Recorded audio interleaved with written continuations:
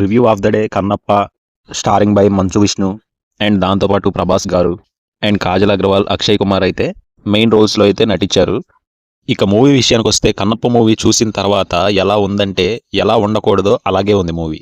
ఇక movie further డీటెయిల్స్కి వెళ్ళే ముందు మన ఛానల్ని ఎవరైనా ఫస్ట్ టైం చూస్తున్నట్లయితే ప్లీజ్ సబ్స్క్రైబ్ చేసుకోండి. అలాగే పక్కనే ఉన్న బెల్ ఐకాన్ని ఆన్లో పెట్టుకోండి. నేను ఏ వీడియో పెట్టినా మీకు నోటిఫికేషన్ అయితే వస్తుంది.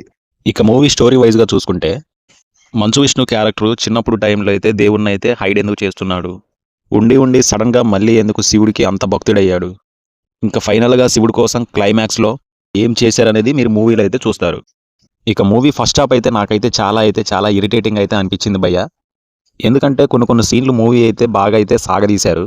ఈ మూవీకి ప్లస్ పాయింట్ ఏంటంటే బ్యాక్గ్రౌండ్ స్కోర్ అయితే అదిరిపోయిందని చెప్పుకోవచ్చు. మూవీ మనం చూసినప్పటి నుంచి ఫస్ట్ హాఫ్ నుంచి అయితే కొంచెం బోరింగ్ అయితే ఉంటుంది.